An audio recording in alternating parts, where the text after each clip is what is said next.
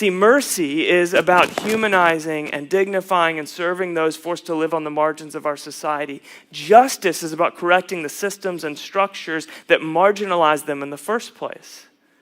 Jesus did not just invite the blind in, he also turned over tables. He didn't only serve the victimized by the system, he also called the system what it was and then bent it toward justice. And he calls us to do both, to do mercy and justice, just as he did both mercy and justice. Jesus is about revival in the chapel class and racial justice in the school system. He's about feeding the hungry and systemic poverty. He's about visiting the prisoner and mass incarceration. He's about going to the margins to serve the down and out and making room for them in the seats around us right now.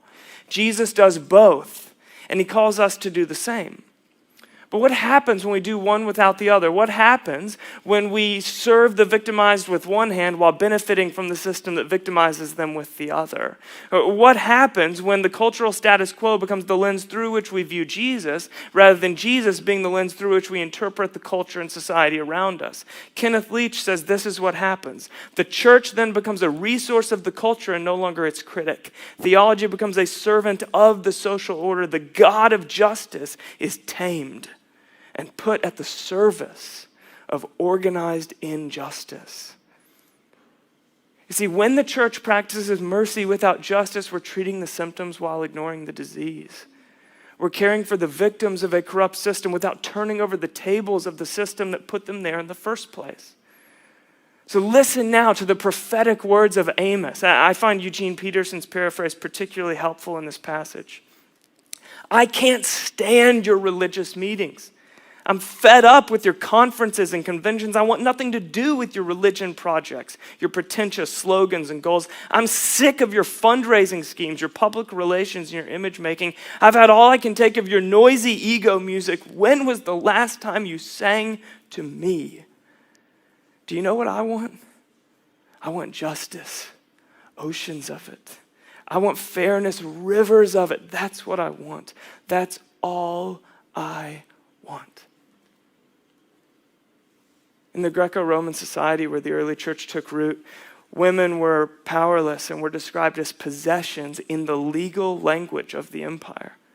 So sex slavery, or what we commonly call sex trafficking today, was accepted as the norm. And then the early Christian church came along and it became the first community in history to call that injustice by its name and called the surrounding society to account. The historian Kyle Harper says that you can actually trace the spread of the early church by tracing the legal ban of sexual slavery throughout the Roman Empire. Are you hearing that? In his estimation, the most reliable index for the early church's spread is the legal overturning of sexual violence against victimized women. Do you know what that sounds like? Good news. It sounds like justice.